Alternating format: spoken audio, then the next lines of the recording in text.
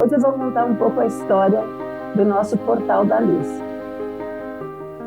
O início desse portal, ele tem uma história do idealizador desse projeto, que é o Senhor Divino João Cavion e sua esposa, Eulália Casagrande Cavion, e moravam afastados, onde não tinha hospital, não tinha nada, e o irmão dele, né, de 7 irmãos, ele era o mais velho, e esse irmão veio a falecer sem conseguir assistência médica, porque eles não tinham como levá-lo a um hospital, e ele acabou sofrendo muito essa dor de ver aquele irmão sofrer sem ajuda e sem condições. Então ele se fez um juramento, que quando ele ficasse mais velho e que ele tivesse condições de ajudar, ele iria então fazer uma instituição para atender pessoas carentes, como ele foi. Para fazer esse projeto todo, é óbvio que precisavam pessoas para vir se juntar a ele. E aí então ele idealizou na cabeça dele de fazer então, além do centro espírita, que foi a nossa primeira construção, né, o nosso início, ele também tinha a ideia de fazer um centro, então, uma escolinha para as crianças, como começou a escolinha Nosso Lar, hoje, Centro Assistencial Portal da Luz, né? A primeira casa foi o Centro Espírita Portal da Luz, depois a segunda foi a nossa escolinha, depois foi feito, então, o Centro de Eventos, né? Que está até hoje, né? Sendo um grande auxiliar para podermos, então, manter a instituição.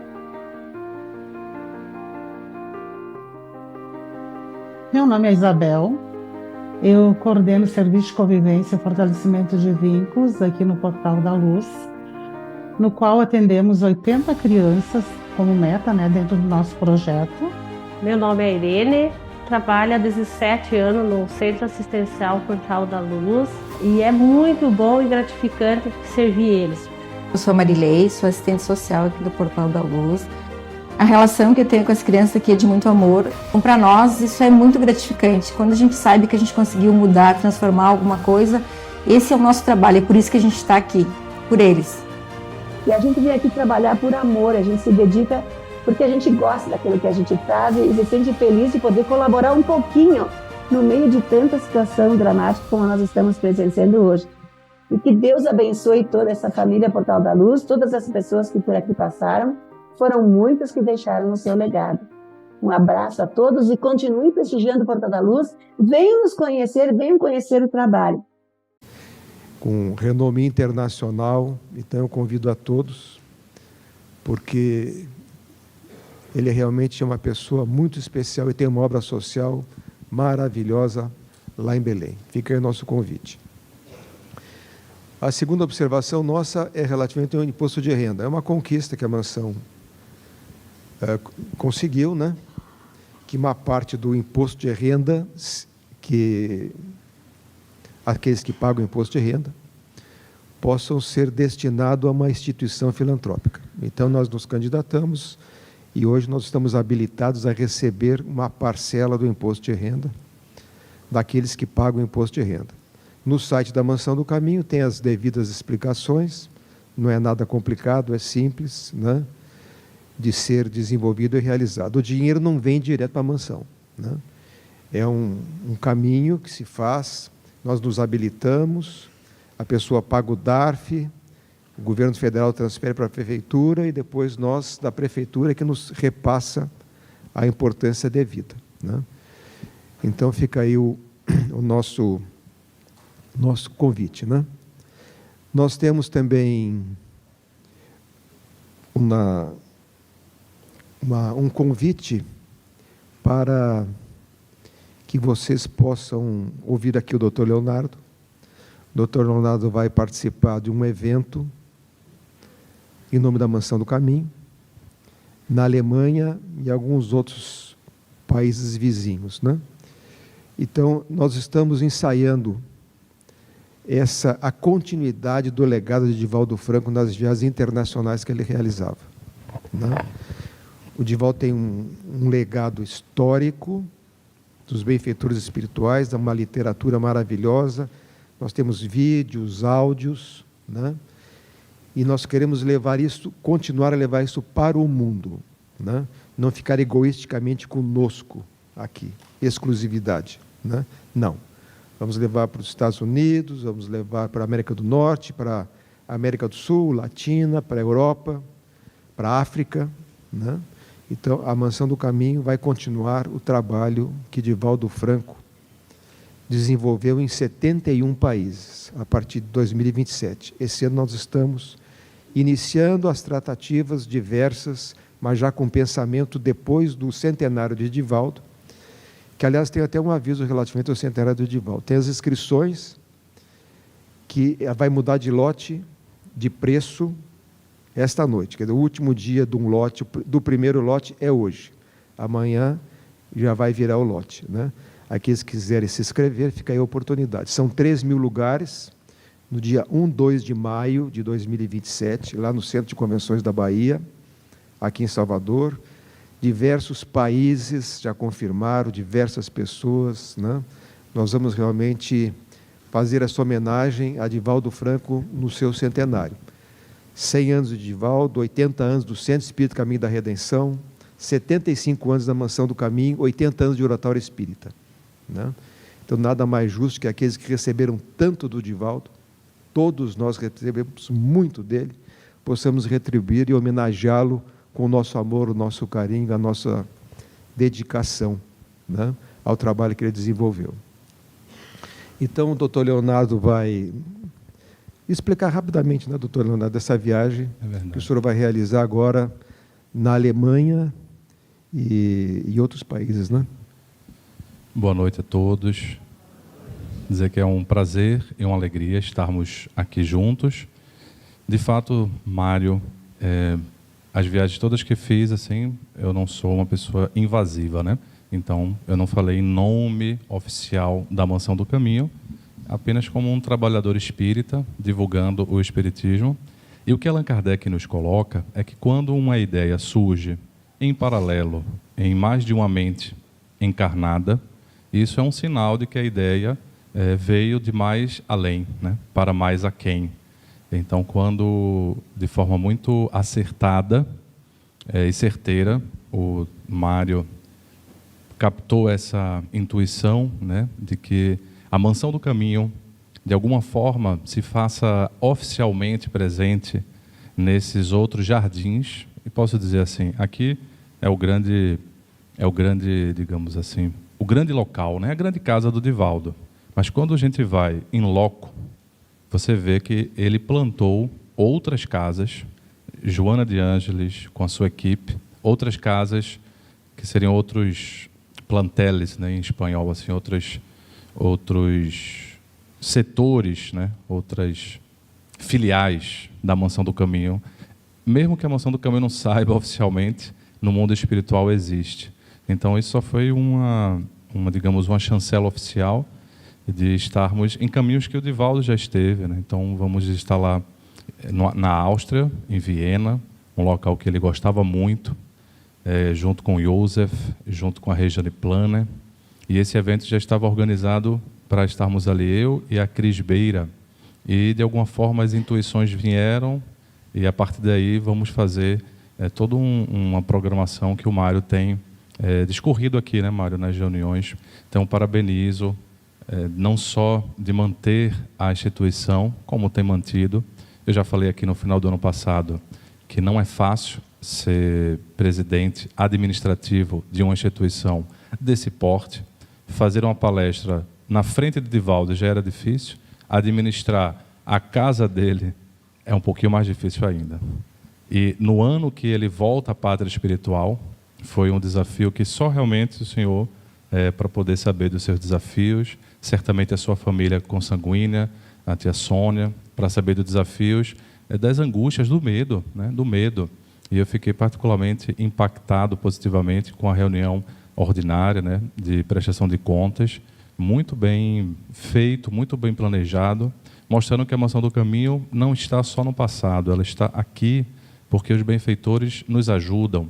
Então, na Áustria, também na República Tcheca, falando inclusive na Embaixada do Brasil, lá na República Tcheca, na Eslováquia, na Alemanha, em Mannheim e em Munique, e depois outros eventos aí, e aí sim, podendo falar oficialmente em nome da mansão e como um grupo, né, que ninguém, digamos assim, tem a capacidade de ser um um jardineiro que plantou tantas sementes como o Divaldo Franco e um jardineiro com tanta maestria como o Nilson. A gente vê assim, como eu falo nos lugares, né? Os pilares daqui da Mansão do Caminho, fisicamente falando, tem uma história, que é a história de dedicação de um homem nos bastidores de um outro homem que saiu a semear.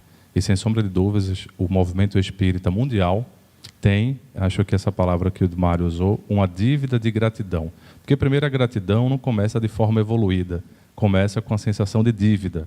Depois é que vem um crédito. Primeiro a gente paga a dívida, depois é que a gente consegue algum tipo de crédito. Então, acho que nós, enquanto movimento espírita, e obviamente o que estamos na Mansão do Caminho, ainda estamos com uma dívida de gratidão para depois entrar em algum crédito de gratidão. Primeiro é pagar a dívida de gratidão e fazer, digamos assim, fazer uma obrigação com gratidão, e é isso que me imagino que está acontecendo. Parabenizo e fiquei muito positivamente impactado e falo mais uma vez em público para dar meu testemunho em nome assim daqueles que me perguntam: e a mansão continua muito bem feita, muito bem administrada, com muitos, se não, digamos assim, jardineiros, mas pelo menos alguém que rega, né? Ou seja, eu me considero um regador, né? Não um jardineiro, porque teria que ter toda uma habilidade de jardinagem que outras pessoas tiveram, como Divaldo, como Nilson, outros baluartes do espiritismo. Mas podemos ser regadores, jogar um pouquinho de água para que a planta não seque. E acho que é isso que a gente está falando, né, Mário? Exatamente, doutor. Muito obrigado. Aqui nós temos o doutor Leonardo, a Tânia e a Luziane, vão fazer parte dessa equipe que vai levar o espiritismo para o mundo. Ninguém vai fazer igual o Divaldo. Ninguém. Vocês sabem disso. Dizem que tem pessoas que não são substituíveis. Ninguém é insubstituível. O Divaldo é insubstituível. Não tem. Como ele não tem, e acredito que vai levar um tempo para ter, né? Que ele era excepcional, né? Mas Jesus permaneceu entre nós, seus discípulos foram adiante, não é? Então, da mesma forma, Divaldo foi, mas os discípulos deles estão aqui. Então, nós vamos fazer o que nós devemos fazer, né? Não ficar com medo do mundo, mas levar o espiritismo ao mundo. Essa é a finalidade. E agora eu vou passar a palavra para a Luziane, que também vai falar, né, Luziane, sobre uma viagem que ela vai fazer também em nome da Mansão do Caminho, levando lá o espiritismo na Suíça. Cumprimento a todos que estão aqui presencialmente, virtualmente. É um dia muito especial para todos nós, que aquece os nossos corações. Esse evento a gente já vem anunciando aqui há um certo tempo, já é conhecido de vocês, o 3º Encontro na Luz do Evangelho de Jesus, que vai acontecer dos dias 4, 5 e 6 de setembro, em Morchar, na Suíça. É um evento que está aqui em parceria com a Mansão do Caminho. Toda a verba vai ser destinada à nossa instituição. Tem a participação do Godinho, do Gelson Luiz, a nossa participação e também do Mário, que vai estar conosco. Então, mais detalhes a gente encontra nas redes sociais da Mansão do Caminho e também na página do CEJA, que é a instituição Centro Espírita fundado pelo tio Divaldo, lá em Zurique, na Suíça, e que traz e que está fazendo esse trabalho já há um certo tempo, numa região muito especial, bucólica, franciscana, para que a gente possa ter a imersão e a percepção desse Evangelho de Jesus na nossa vida prática. Então, fica o nosso convite para que também participemos desse momento muito especial aos nossos corações. Nesse ano 2026, nós temos o centenário da Federação Espírita Portuguesa. E o Divaldo, digamos, ele foi um dos responsáveis pela manutenção e pelo crescimento do movimento espírita na Espanha e em Portugal. Mesmo na época de Franco, da ditadura, Divaldo estava lá presente, né, fazendo palestra, né? Então, nós iremos ao centenário fazer o convite para o centenário de Divaldo Franco na Bahia, né? E depois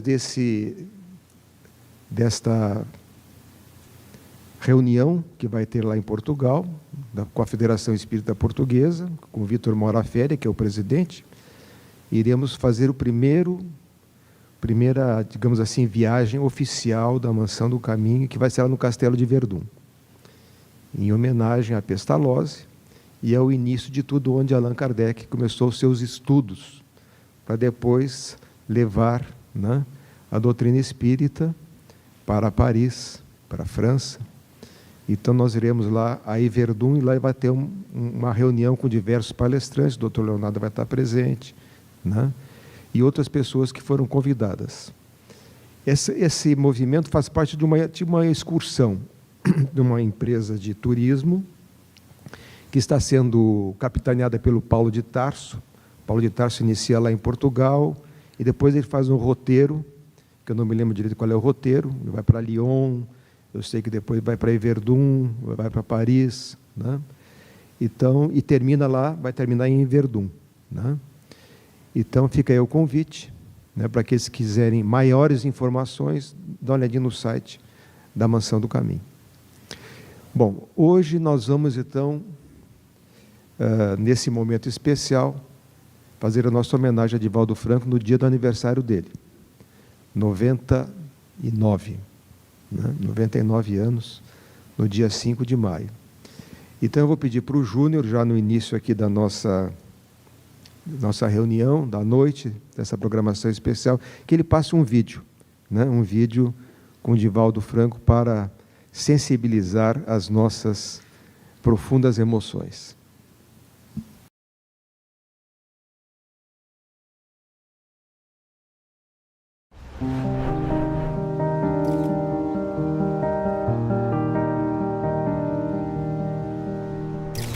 O reencontro com Chico Xavier, em Belo Horizonte, no ano de 1948, tornando-se-me um exemplo do verdadeiro espírita, o ideal do médium missionário.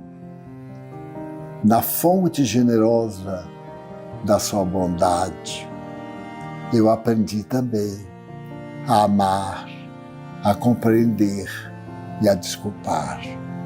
Foi uma das maiores alegrias da minha existência.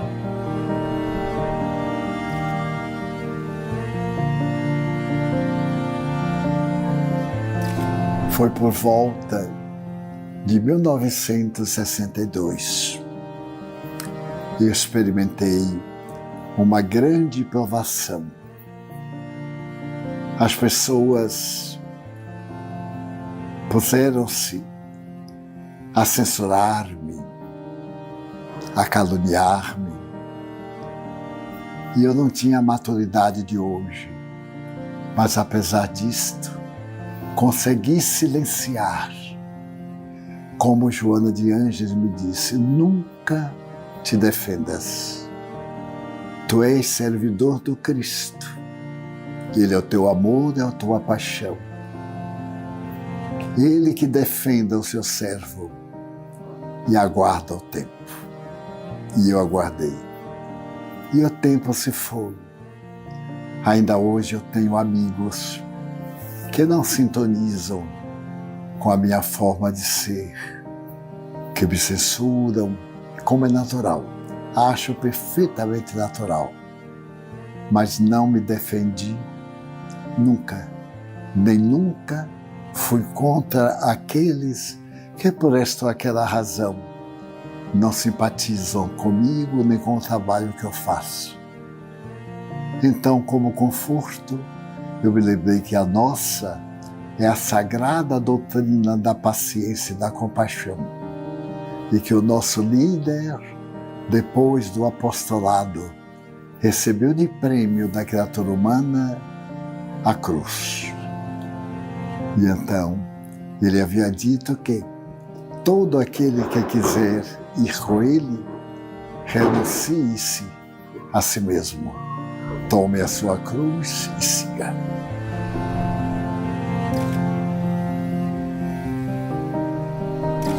Gostaria de ver as nossas escolas educando para o futuro.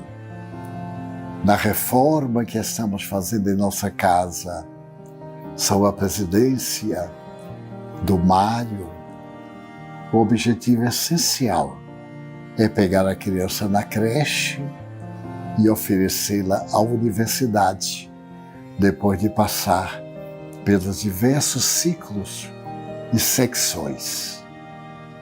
E a educação, como dizia Allan Kardec, o educador, professor Rivaio, a educação é o instrumento que vai reformar a humanidade. Mas não só a educação pelos livros, a educação moral, principalmente, pelos deveres que a pessoa assuma.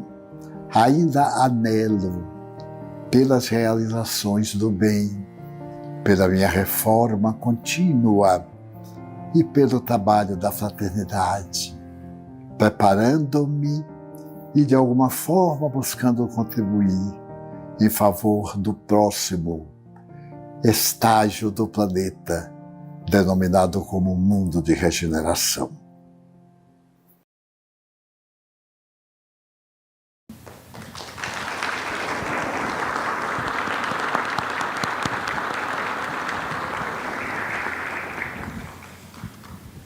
É sempre muito emocionante a gente ouvir o Divaldo falar. Essa facilidade, essa clareza, objetividade que ele tinha de se expressar, né?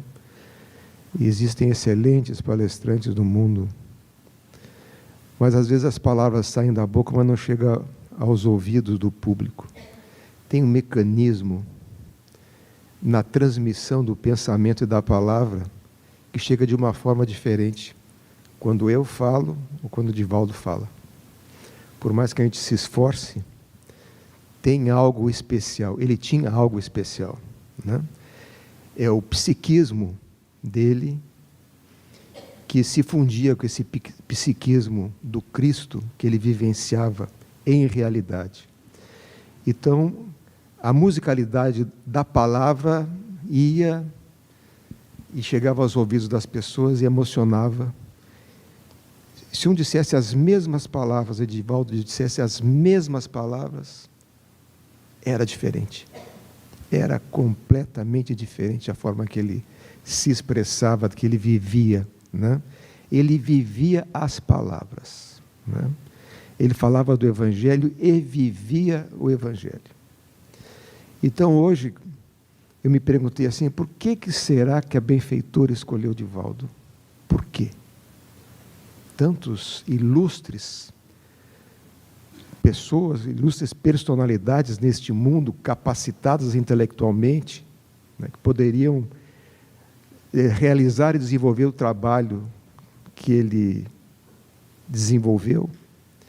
Eu diria que ele tinha algo muito especial. Ele teve um treinamento no mundo espiritual e na última reencarnação como um grande médium excepcional, né? E ele ficou 40 anos no mundo espiritual. 41. Eu tirei um da gestação, né? E ele se preparou 40 anos de preparação. Ele mesmo falava, né? Aqueles banhos magnéticos, a capacidade dele de memorizar, que ele pegava um livro e decorava o livro, né? A oratória, o treinamento da oratória, né? Para ser realmente um tribuno. Então, a benfeitora, no mundo espiritual, ela preparou 125 anos de planejamento.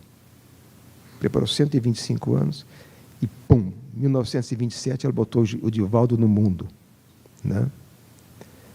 Botou o Divaldo, primeiro o Nilson, obviamente, e depois colocou o Divaldo. Mas ela já vem de séculos preparando, porque ela sabia do advento do Espiritismo que poderia acontecer, né? E sabendo disto, sabendo o advento do Espiritismo, ela preparou na época certa, porque ela esteve com Jesus. E estando com Jesus, ele conversou com ela. De 18 séculos eu enviarei o Consolador prometido. E você vai fazer a sua parte. E ela fez a parte dela da educação. Por isso que o Divaldo disse que o sonho dele era ter a criança com 4 meses e levar até os 16, 17 e preparar para a faculdade, que é isso que nós estamos fazendo nos dias de hoje, que é a educação, né? Nós somente teremos um mundo melhor na hora que nós tivermos uma educação melhor. Então, o Divaldo foi educado também. Ele se preparou, veio ao mundo, ele e Nilson, como uma dupla. O Divaldo sozinho não faria o que ele fez. O Nilson sozinho não faria o que deveria ser feito. Os dois foi a dupla perfeita, né? O Divaldo cuidando do mundo espiritual e o Nilson da parte material, com sabedoria.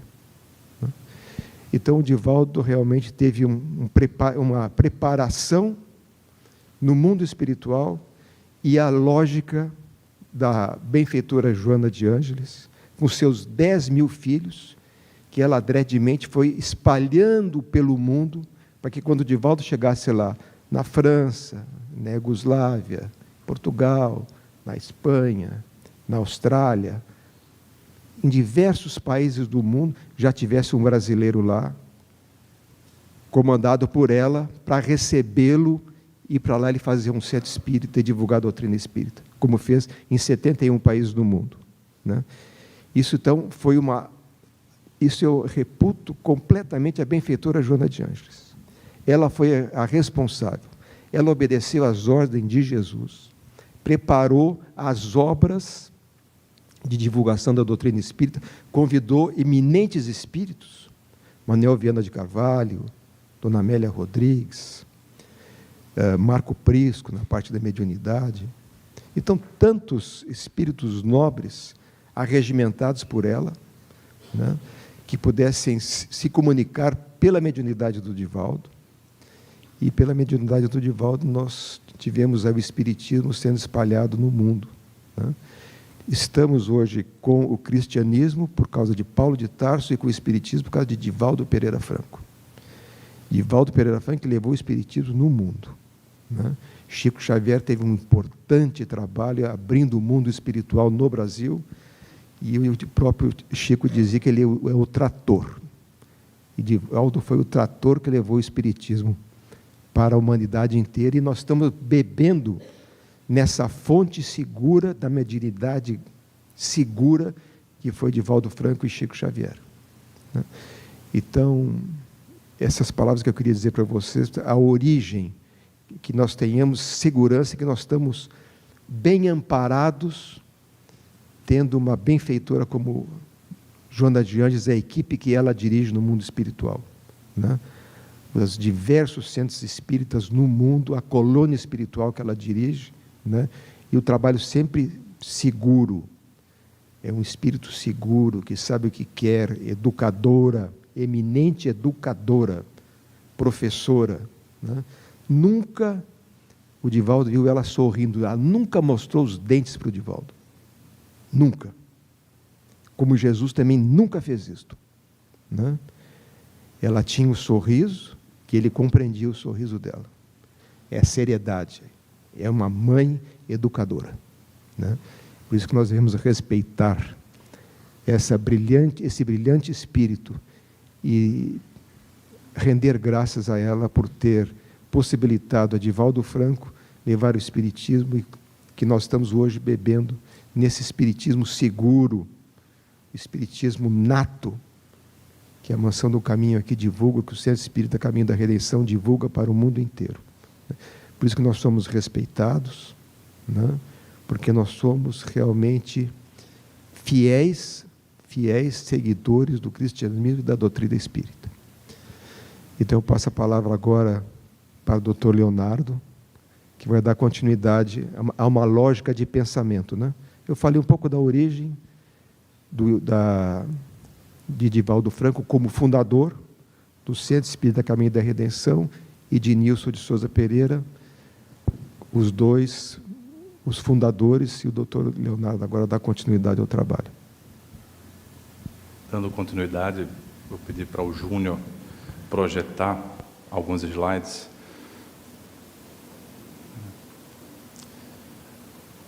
Divaldo Franco, primeiro, um exemplo de mediunidade, um exemplo de paranormalidade. Porque mediunidade e paranormalidade, queridos amigos, de alguma forma, é uma fonte de informações. Quando nós temos a capacidade mediúnica desenvolvida dentro de nós, de alguma forma nós temos acesso a algumas informações que na vigília, que no estado convencional de consciência, nós não temos. Então, a mediunidade nos leva a informações. A paranormalidade, que seria uma capacidade anímica, uma capacidade da alma, nos leva também a outras fontes de informações. Só que nem todo médium consegue ter as informações e transformar em conhecimentos, né? Porque você pode ter informações soltas e, por exemplo, captar informação sobre a reencarnação de alguém, mas não saber muito bem como falar, quando falar, o que falar, até que ponto revelar, quando revelar. Por exemplo, quando nós saímos da faculdade de medicina, nós saímos até um médico mais sabido, ou seja, com mais informações na cabeça. Agora, depois de um tempo, nós saímos um médico melhor. Por quê? Por causa da experiência de saber quando, como, o que falar. Isso é conhecimento, é quando nós costuramos informações. E para ter conhecimento, né, um médium, a gente precisa ter humildade, porque a humildade é uma abertura. Humildade é uma abertura. Primeiro que essa fonte de informação chegue dentro de nós, para que com excesso de vaidade, por conta de uma mediunidade, nós não nos achemos assim sabedores de tudo. Mas nem todo médium consegue construir conhecimento, e muito menos construir sabedoria. Sabedoria tem a ver com saborear. Quando o Mário falava do magnetismo do Divaldo, de alguma forma vem pela sabedoria dele, e por isso que quando a gente vê ele no auge dos seus 90, 92, todos aqueles que estivermos juntos, né, o movimento todo espírita, percebe, portanto, um ser que conseguiu ter a humildade de saber o que é. Porque humildade não é se rebaixar, humildade é saber o que se é. Né? Então, humildade é saber que, assim, olha, eu tive uma trajetória de vida, como ele falou no vídeo. Quando eu era mais moço, eu não tinha a maturidade de hoje. Então, era foi um homem, né? Foi um sábio. Né? No sentido, não quero dizer assim que eu saberia dizer quem é a pessoa mais sábia do mundo, seria uma prepotência de minha parte. Né? Mas eu quero dizer que das pessoas que eu conheci, e conheci muitos catedráticos, muitos professores, que admiro muito, esse professor de vida foi o professor mais sábio. Então, por quê? Porque ele juntou as informações em conhecimento e transformou o conhecimento em vivência.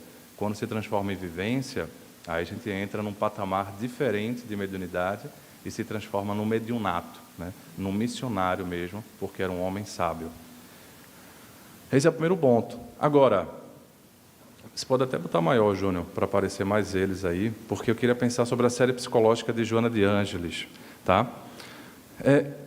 O Aksakov, né, Alexandre Aksakov, cunhou um nome chamado personismo. Personismo seria um tipo de animismo, um tipo de capacidade anímica, por exemplo, de você escrever automaticamente, como Pierre Janet, que foi um dos fundadores da psicanálise, propunha. Pierre Janet propunha que o médium não era médium, era, na verdade, um histérico, era uma histeria. E, portanto, o que ele escrevia não vinha de uma fonte externa, vinha do seu próprio inconsciente. Então, Aksakov cunhou esse termo personismo, ou seja, o fenômeno que parece ser mediunidade é, na verdade, o extravasamento da personalidade de informações que estão na personalidade. Então, isso eu conversei uma vez com o Divaldo, né? Ele falou assim, quando o Aksakov escreveu isso, eu demorei a entender o que era o personismo, mas eu fiquei pensando assim, será que é alguma coisa do meu inconsciente? Mas não pode. Então é interessante essa sabedoria, que mostra a humildade de um médium, mas também o conhecimento de um médium, que não era só o médium que tinha mediunidade, era um médium que estudava acerca da mediunidade, com os benfeitores, mas também com os livros que lia, para poder captar, não tem como ser do meu inconsciente. E aí eu penso que a série psicológica de Joana de Ângeles, falei isso para ele quando eu estava encarnado, é uma grande prova de que a mediunidade não tem a ver só com uma potência anímica, não tem como, porque, veja só, Como muito bem explanou, é bom que já teve uma linha de raciocínio, a última reencarnação do Divaldo foi como médium, um grande paranormal. E nessa reencarnação nascia a psicologia. Então ele não foi psicólogo para poder ter no seu inconsciente os conceitos da psicologia e a benfeitora tirar do inconsciente dele. Também não foi psiquiatra em outras vidas, né? Porque também a psiquiatria se modificava no século XIX, na moderna psiquiatria. Muito menos foi neurocientista, porque a neurociência começou também no século XIX e ele era um médium, era um paranormal. Então, eu estou falando de uma série de livros conceitual, certo? Conceitual, que é muito mais difícil de você poder... Se é difícil, não é uma série fácil de ler, não. É uma série difícil, como também os livros da doutrina espírita nem sempre são fáceis, porque se for tudo muito fácil, fica tudo muito raso. E a gente não pode também ficar sempre raso a vida toda. Nós somos convidados a aprofundar. Então, a benfeitora, com humildade e generosidade, pôde resumir a série psicológica dela, por exemplo, em episódios diários, que é a série psicológica resumida, na minha concepção, para termos no dia a dia. Mas ali ela está dissecando um conhecimento de neurociências, de psicologia, de psiquiatria, que não tinha no conteúdo psíquico do médium, e por isso que eu digo que é um grande exemplo, a série psicológica dela é um grande exemplo de uma mediunidade que não tem como ser caracterizada como um fenômeno de personismo, ou seja, de animismo. Porque se fosse, sei lá, só a poesia, mas é porque foi poeta em outra vida, então, teremos uma dificuldade aí, às vezes, de explicar. Teremos que ter uma série de estilos literários, como Parnaso de Além Túmulo, do Chico Xavier, por exemplo. Se fosse um romance, é porque foi um romancista em outra vida, então tem a capacidade da imaginação e tal. Mas essa série psicológica, pelo próprio conceito do que é mediunidade, é a grande prova de que o espiritismo é uma coisa séria, né? Eu penso que Divaldo foi o médium que materializou a gratidão. Isso é uma coisa dificílima, materializar a gratidão, e a Mansão do Caminho, eu vejo, não só a Mansão do Caminho, mas os outros espaços que ele fundou, mas me detendo aqui na fotografia da Mansão do Caminho, ali na Bahia, Salvador, a foto, materializou a gratidão. Porque parece-me que o convite dos espíritos, a partir da materialização da gratidão, é uma espiritualização da matéria. Ou seja, quando entramos na Mansão do Caminho, nós temos um despertar dentro de nós. Eu escuto isso de vários visitantes, pessoas que hoje estiveram, por exemplo, voluntários do Centro de Saúde Mental Joana de Ângeles, que não são espíritas alguns, mas entrando aqui sentiram assim, é como se esse espaço convidasse a pessoa a espiritualizar. Isso é, portanto, espiritualizar a matéria. Quando nós temos no concreto da vida um convite à espiritualização da alma. Isso ele fez. Foi uma pessoa de um cuidado paternal com todos, mas também com abertura ainda a se colocar no final ainda da sua existência atual como objeto de estudo científico. Esse é um artigo científico que a gente publicou, né, num jornal chamado Journal of Nervous and Mental Disease. Justamente aquele... Teve o livro, né, que teve assim, Divaldo Franco, Mediunidade ou Distúrbio Mental, que não fui eu que sugeri o título, mas eu perguntei para ele, Divaldo, veja, o nome não é muito convidativo. Ele, não, meu filho, vamos... não, Léo, vamos colocar assim, porque pelo menos gerando a dúvida. E o pior é o artigo desse livro, o título desse artigo científico, é assim, sintomas que parecem psicose, Mário. Mas só dá para publicar artigo científico, né, se você leva a dúvida. Então, ele, com a sua vida, leva um psiquiatra, dizia assim para mim, psiquiatra materialista, ateu, quando, então, amigo, né, tenho muitos amigos psiquiatras materialistas, fisicalistas, ateus, e disseram assim, eu acho que o Divaldo é aquele do filme? Eu falei, é esse do filme, é o do filme. Aí olharam assim para mim, me examinaram, eu acho que você não está louco, não. A minha sanidade mental foi dada pela sanidade mental do Divaldo Franco, ou seja, quando eles me viram assim, renunciando a algumas coisas da matéria, então fizeram um exame para ver se eu estava entrando na loucura, né? Na loucura da psiquiatria ou na loucura do amor, né, do espiritismo, do evangelho. E esse foi um artigo. Esse jornal é o jornal mais antigo de neuropsiquiatria que existe ainda hoje. Foi fundado em 1874, nunca parou de ser publicado. Então, hoje, é indexado pelo PubMed. E uma coisa interessante aos amigos, incluindo o Mário, dos 45 artigos científicos que eu publiquei até agora, só 2 tiveram que ter revisão. Um artigo científico sobre felicidade na psiquiatria, foi um gol de letra, assim, que é quase impossível, e o outro foi esse artigo. A gente submeteu, e aí eu fico pensando que foi a benfeitora. Sabe por quê? Porque quando eu estava escrevendo o artigo, escrevendo um livro, eu não sabia, confesso que não sabia, que a benfeitora, às vezes, se fazia manifestar com um cheiro de flores. E eu senti o cheiro de flores, e estava com aquele arquivo no meu celular, sobre a entrevista psiquiátrica que fiz com ele, e fiquei com medo disso vazar, né? Poxa, ele abriu a intimidade dele. Então, eu senti o cheiro de flores e escrevi praticamente nessa noite inteira, né, da madrugada inteira, e falei para ele, olha, eu senti, Divaldo, um cheiro. E ele falou, então, foi a benfeitora que foi aí lhe visitar. Então, eu acho que foi o toque dela lá no Journal of Nervous and Mental Disease, e, né, passou a revisão de primeira o artigo, com a vida dele mostrando que, olha, isso não é loucura, não. Bem, é mediunidade, aí você já tem que entrar na pergunta que Allan Kardec fez. Há espíritos? Aí já é uma mudança de paradigma muito difícil para o fisicalista fazer. Mas, pelo menos, a gente pode dizer que não é loucura enquanto psiquiatria.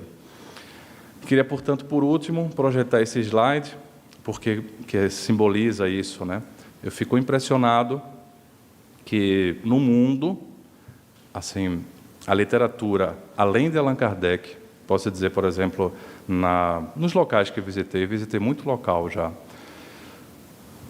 Joana de Ângeles, as pessoas sabem a página, sabe assim, o local. Amélia Rodrigues. Eu vi um fato que me chamou tanta atenção que até me emociona. Eu estava num congresso e então um palestrante excelente, um jovem excelente falando lá. E depois eu senti, nunca tinha sentido a Amélia Rodrigues, senti ela e falou assim, agora receba. Aí eu, por quê? E o menino começou a declamar como se estivesse lendo o livro da Amélia Rodrigues, 10 minutos declamando o Sermão do Monte, conforme a Amélia Rodrigues escreveu na sua série psicológica. Isso em outro local do mundo. As pessoas sabem o estudo de Filomeno de Miranda, né? A Tânia pôde levar já para alguns locais, sabem Filomeno de Miranda. Isso tudo é fruto da mediunidade do Divaldo Franco. Então, eu destaquei também Viana de Carvalho, porque eu fiquei muito emocionado, assim. Estávamos eu e o Mário no hospital, e perguntávamos, e os benfeitores? E ele falou assim, o Viana todos os dias, não é? Todos os dias veio um amigo da alma, todos os dias. Isso eu me emocionei tanto, e até hoje, né? Então, embora não seja um espírito que seja muito citado, é tão humilde que nos bastidores esteve intuindo a oratória, como o próprio Divaldo Franco falou, quando ele estava nesse período no mundo espiritual. Ele intuía, ajudava o Viana de Carvalho, já desenvolvendo a própria oratória. O Viana de Carvalho foi um dos grandes oradores da sua época, um dos maiores oradores da sua época. E depois, quando o Divaldo reencarna, está lá o Viana de Carvalho ajudando. Por isso que me chama muita atenção, não sei se, pelo menos até como está no filme, né? A dona Ana, mãe do Divaldo, fala assim, eu já entendi que esse menino não nasceu só para mim. Eu entendi que esse menino nasceu para o mundo. Eu acho isso de uma sabedoria de uma mãe tão profundo que nos faz um convite, que ele não nasceu só para ser amigo seu, para ser fundador da mansão, e sim para ser um embaixador do Espiritismo no mundo. Então, a gente pode ter a gratidão de termos um contato, mas não a, digamos, presunção de nos acharmos assim, porque a mãe dele falou, ele não nasceu só para mim, ele nasceu para o mundo. Acho que isso é um exemplo da dona Ana na prática. Eu falei com os slides para poder não me emocionar muito. Muito obrigado.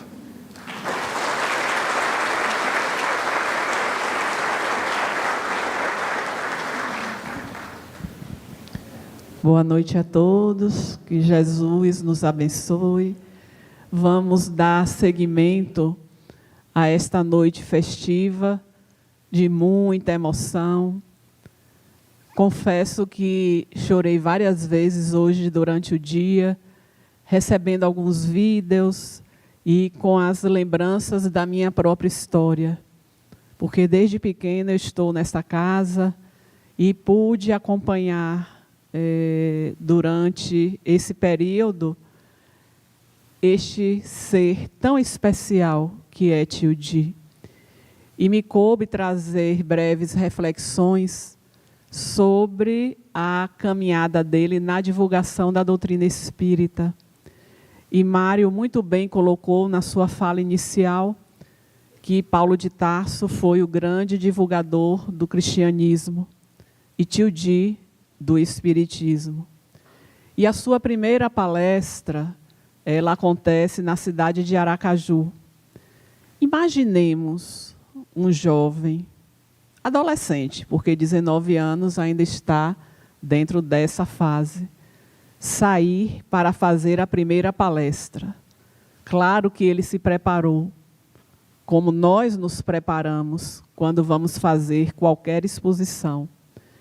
E na hora que ele levanta, dá um branco.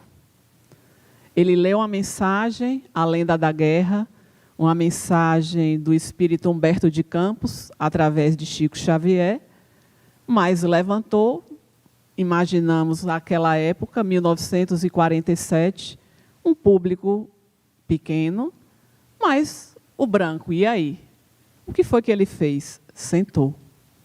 Sentou e aproxima-se um espírito, Humberto de Campos, e diz: levanta-te, o servo do Senhor deve ficar de pé, fala, e eu também falarei por ti. É claro que teve toda uma inspiração, ele fez a parte dele, e aí foi o marco da sua caminhada para a divulgação.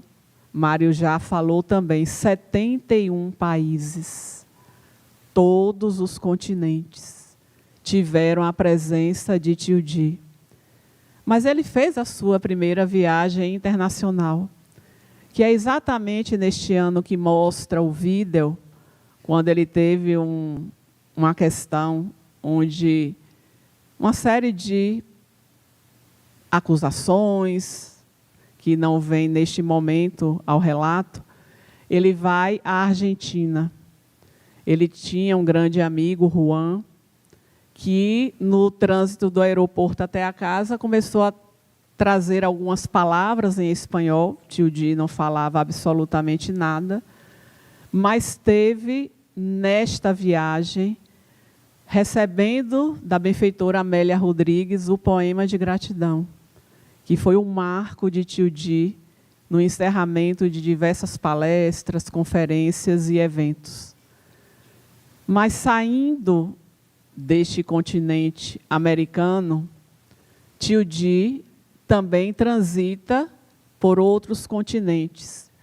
E nós vamos trazer 2 casos para ilustrar, porque Tio Di, na sua oratória, era um excelente contador de histórias, narrativas, e é interessante que este magnetismo, ele também trazia muito do que ele vivia. Então, nós nos preparamos, estudamos, trazemos os autores espirituais, mas tocar o coração toca com mais intensidade aquele que vive a mensagem. E Tio Di é este grande exemplo, porque a todo instante ele vivia o Evangelho de Jesus. Como ele falou no vídeo, amor, desculpa, compreensão. Então, não era somente as suas palavras em uma exposição que mostrava o caminho que nós deveríamos seguir, mas sim através do seu exemplo. E um dos fatos que nós destacamos dessas viagens internacionais foi quando ele vai à África. À época, no ano de 1971, ele precisava fazer escala para poder se dirigir a outras cidades. E faz uma escala em Joanesburgo. Quando ele chega à casa da pessoa que não era espírita, mas que iria acolhê-lo, ele se dá conta de que pegou a mala errada. E aí começa a ficar em aflição. Como as minhas roupas, os meus objetos de uso pessoal. E aí aparece um espírito que o acompanhou durante muito tempo, Walter. Baiano, por que é que está aflito? E aí ele narra a troca das malas.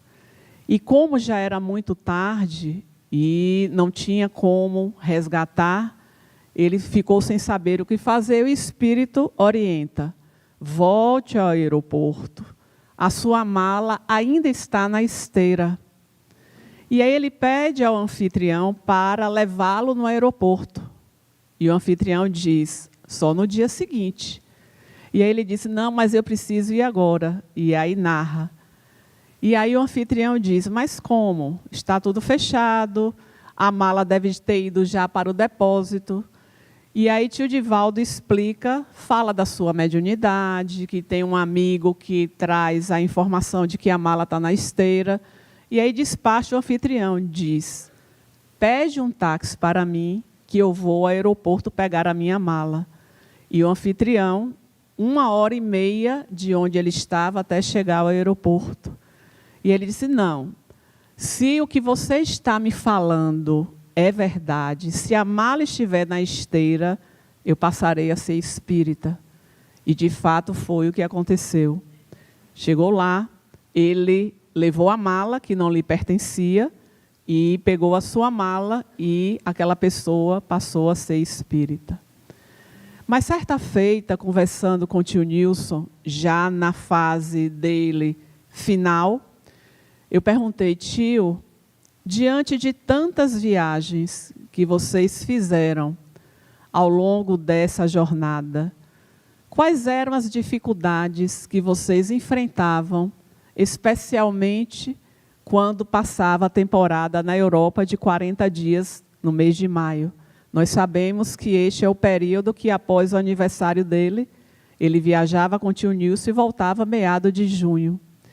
E aí tio Nilson trouxe a seguinte narrativa: minha filha, as pessoas querem muito a presença de Divaldo lá fora. Pegam a gente no aeroporto, pegam na estação de trem e colocam a gente em um hotel.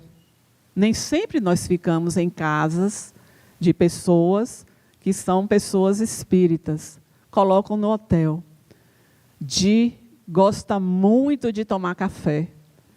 E o que é que eu fazia? Ele chegava no hotel, precisava trabalhar, eram as correspondências, as psicografias, e eu saía, sem conhecer o idioma, e olhando os lugares próximos, onde eu encontraria um café para comprar para Di e trazer o café para o hotel. Então, neste breve relato, nós podemos imaginar tantas outras situações que aconteceram durante tantas outras viagens. Viagens, quando nós viajamos, que tiramos férias, que vamos nos distrair, descansar. Chega um período, depois da viagem, que nós estamos viajando, que queremos logo voltar para casa, para o nosso aconchego, para o nosso local. Imagine o que é 40 dias fora, com pessoas diferentes, em hotéis que não se falava o idioma e que dependia de outras pessoas. Mas tem também um relato interessante nesta história de viagens de tio Di, que aconteceu na Colômbia.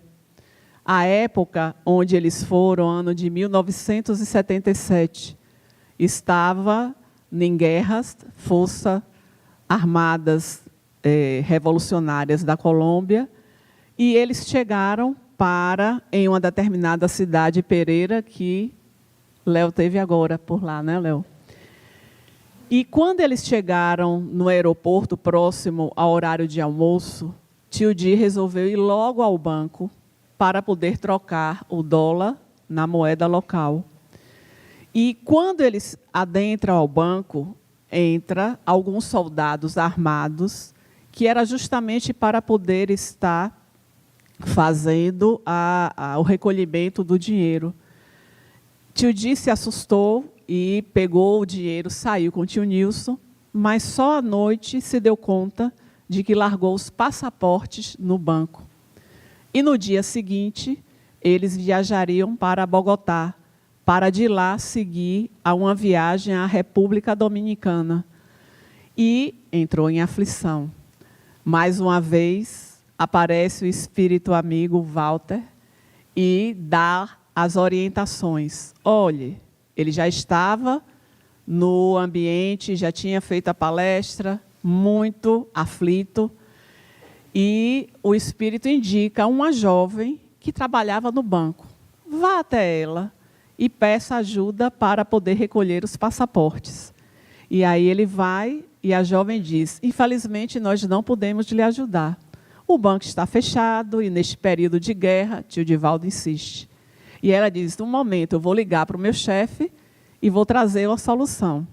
E a solução foi o chefe chegar no dia seguinte, 1 hora mais cedo, para entregar os passaportes.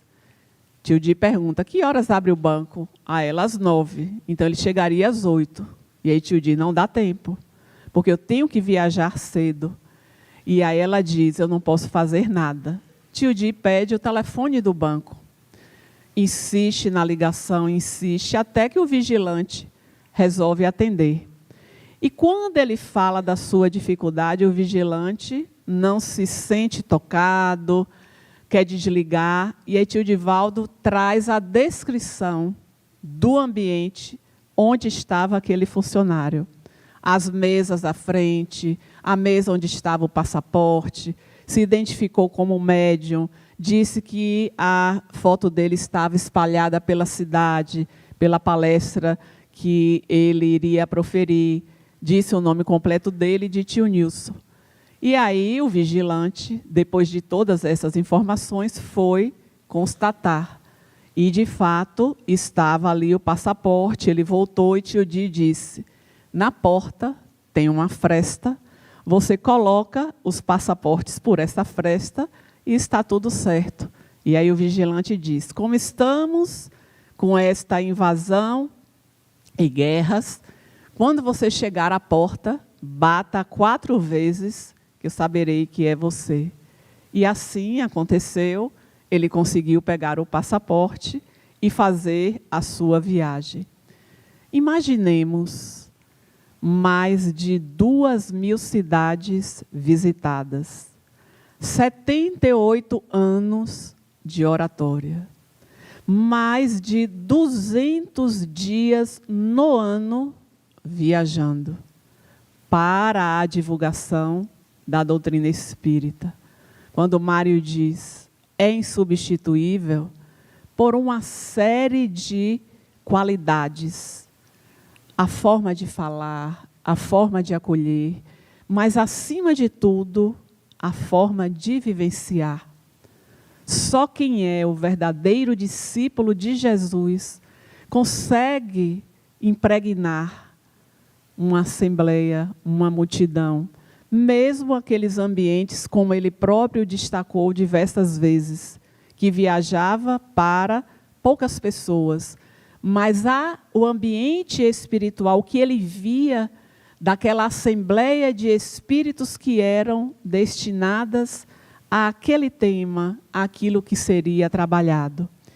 E quando nós olhamos hoje este auditório repleto, certamente ele está muito feliz de ver que nós estamos aqui, que nós continuamos o seu legado, que nós estamos nos esforçando para que, de fato, possamos cada vez mais viver este Evangelho, traduzir em nossas ações tudo quanto ele se preparou durante tanto tempo.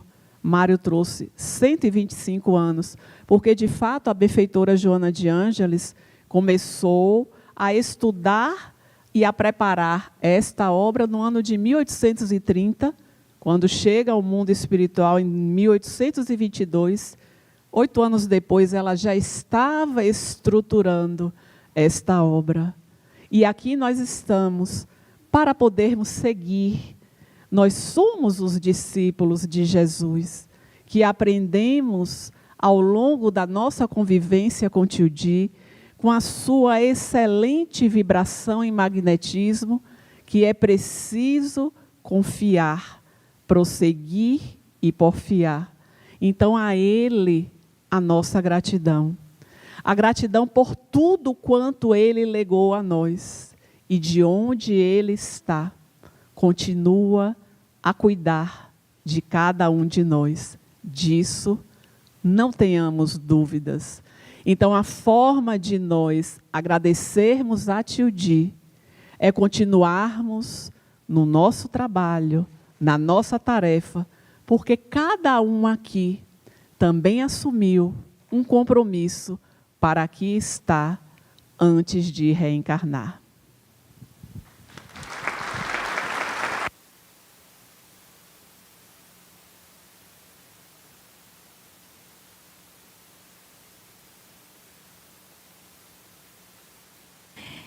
No Evangelho de Mateus, no capítulo 24, versículo 29, Jesus afirma que nos momentos de aflições, que nos instantes em que o sol escurecesse, que a lua perdesse o seu brilho, as estrelas desceriam do firmamento. Jesus, como Espírito de verdade, no prefácio do livro Evangelho segundo o Espiritismo, numa das páginas mais lindas, diz que os Espíritos do Senhor, que são as virtudes do céu, descem como estrelas cadentes à superfície da terra para iluminar os caminhos e para fazer enxergar os cegos. Tio Divaldo é a estrela que desceu do firmamento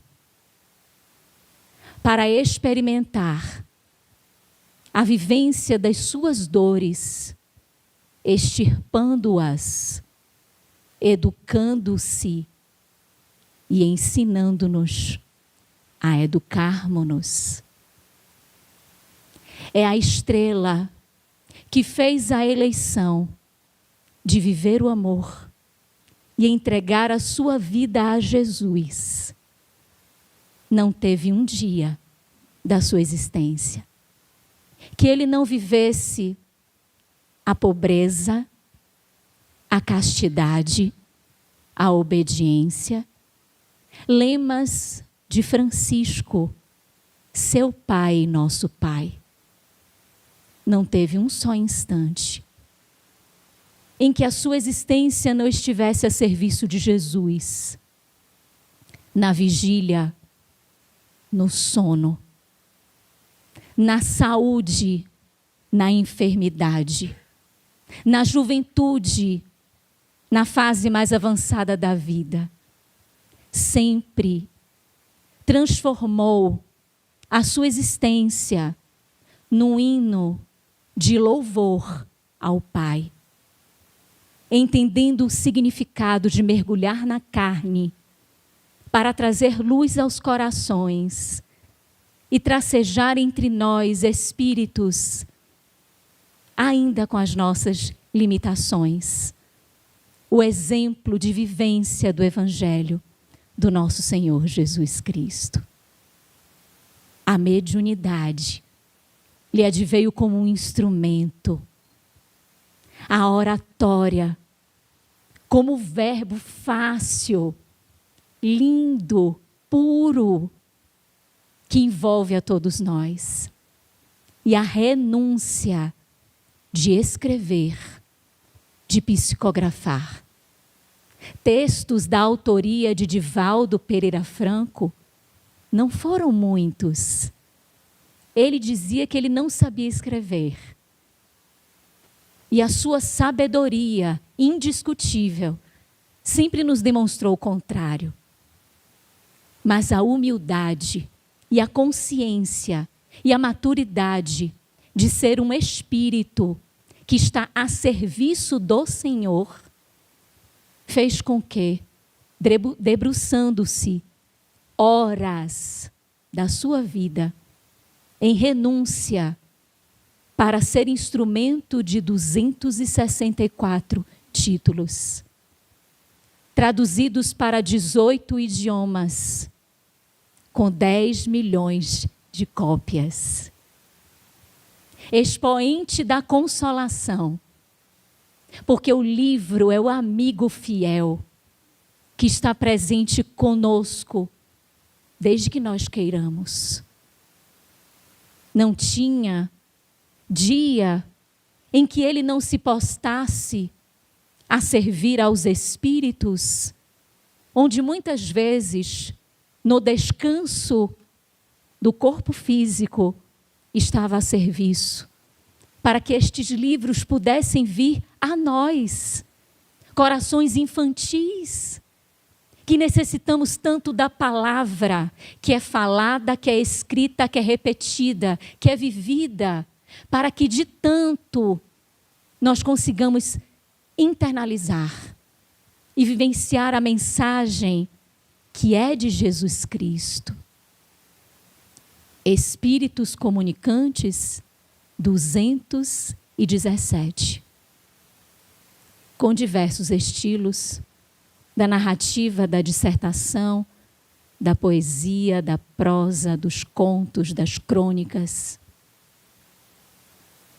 Temas da ciência, da psicologia, da psiquiatria, da sociologia, da educação, numa vastidão e num leque, recebendo e guardando e acolhendo em si a oportunidade de servir com estes diferentes espíritos, com diferentes individualidades, e para a aproximação de cada um, postava-se em serviço e humildade, anulando-se para que a mensagem, somente ela, tivesse primazia. É lindo ver cenas do livro Primícias do Reino, ou dos livros do Espírito Amélia Rodrigues, trazer-lhe a ele, tio Divaldo, as imagens, as cenas da Galileia, o perfume, o frescor de todo o contexto no qual Jesus esteve e que tracejou seus passos, pisando na terra distante. É lindo ver o bucolismo, é lindo ver as paisagens e o próprio Mestre Jesus. Mediunidade que lhe concedeu a satisfação, a realização de encontrar-se nestas imagens com Jesus, com os seus discípulos, com histórias que nós conhecemos do Novo Testamento, ali à frente dele, representadas, demonstradas, sentidas, vividas, experimentadas por ele. Mas também a mesma mediunidade lhe colocava diante de um painel, como o livro Sexo e Obsessão, do Espírito Manuel Filomeno de Miranda, em que ele, psicografando aqui neste espaço, nessa tribuna, nos conclamava a todos que nos concentrássemos, que mantêssemos os nossos pensamentos concentrados, porque a casa estava experimentando ataques dos espíritos que não desejavam que aquela obra viesse a lume. E aquela cena que está no livro, da freira com os braços abertos, impedindo a entrada e a balbúrdia dos espíritos, é a própria Joana de Ângeles, demonstrando o desafio da mediunidade a serviço. E tio Divaldo, a cada instante da psicografia desse livro, visualizava, mas também era atacado. Passava por situações, por testes, por provas, todas vencidas, todas superadas, pela sua seriedade, pela sua disciplina, mas acima de tudo pela sua moralidade.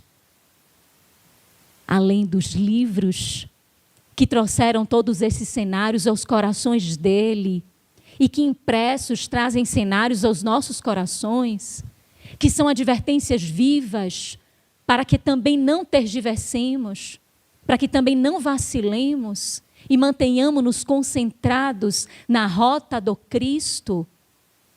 Ele ainda multiplicou nesses 71 países, em mais de 2.500 cidades, a mensagem da paz. Em 2005, é reconhecido como embaixador da paz pela ONU. Por ter impresso, não somente aqui, mas no mundo, a mensagem da consciência reta, do dever que precisa ser cumprido, da paz que deve nascer dentro de nós. E em 19 de dezembro de 1998, inaugurava em nossa cidade o movimento Você e a Paz. Não querendo trazer proselitismo, não desejando imprimir às pessoas que elas fossem todas espíritas, mas demonstrar aos corações na praça pública que a paz é uma necessidade de todos nós. E que vivenciarmos a mensagem da paz é produtiva para todos nós. E ele foi com coragem às praças públicas, não só de nossa cidade, mas do planeta. E aqui em nossa cidade, enfrentando locais de difícil acesso, de aspectos de extremada violência, para dizer naqueles ambientes, diante de muitos violentos, que a paz necessita ser vivida, compreendida e intensamente falada. A estrela retornou ao firmamento, mas deixou um rastro de luz imenso. E sentir esse rastro de luz é ter a sensibilidade de perceber o que o mensageiro do Cristo é capaz de fazer na terra. É perceber o que o amor é capaz de fazer. São números, minhas irmãs e meus irmãos, imensos. Mas em cada número tem vida. Em cada número tem realidade, tem verdade, tem presença. A estrela está no firmamento, mas o brilho está aqui, com todos nós, que tivemos e temos a oportunidade de senti-lo, presente aqui conosco nesse espaço físico, recebendo essas homenagens que são sinceras e que são poucas, singelas, do nosso coração, que está saudoso, imensamente saudoso, de contemplar o seu sorriso, de ouvir sua voz novamente, de ter a sua companhia, de ter os seus conselhos. Mas nós, juntos, aqui, sentindo a presença deste brilho, só temos a gratidão. Tio Divaldo, nós te amamos imensamente. Gratidão por tudo e sempre.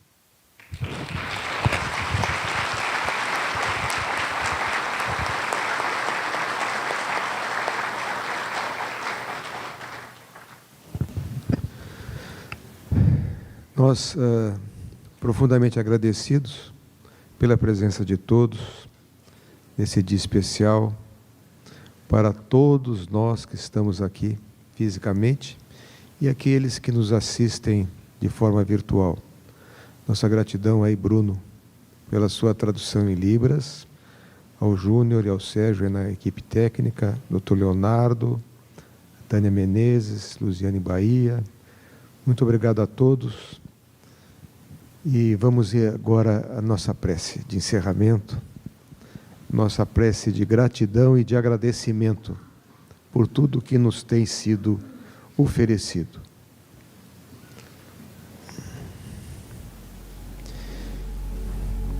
Amado Mestre Jesus, que temos nós contigo, Senhor? Só agradecer. Agradecer tudo que nos tens oferecido, tudo que nos tens dado ao longo da existência. Os desafios, os fracassos também, Senhor, porque sem eles não teríamos aprendido. Ao sofrimento, agradecemos, Senhor, porque sem ele o cisel não passaria por nós e nós não aprenderíamos. Por isso que a nossa benfeitora diz que a educação é a salvação do mundo. A educação é a nossa redenção. A educação é que nos levará mais perto de vós. Abençoa-nos, pois. Abençoa esta casa que foi erguida em teu nome para te servir. Genuflexos, todos nós aqui estamos, por todo então que nos tens oferecido. Abençoa-nos. Abençoa Divaldo Franco, a Nilson de Souza Pereira, a benfeitora Joana de Ângeles, Manuel Viana de Carvalho, Manuel Filomeno de Miranda, Amélia Rodrigues, Marco Prisco, Rabindranath Tagore e tantos outros espíritos luminares que, através da mediunidade de Divaldo Franco, vieram trazer a cultura e a luz a este mundo. Permita-nos, pois, encerrar a nossa reunião com muita gratidão. Muita gratidão a Divaldo Franco, esse teu servidor fiel, esse teu discípulo amado. Abençoa-nos, Senhor. Sê conosco, hoje e por todo sempre, e que assim seja. Muito obrigado a todos. Está encerrada a nossa reunião.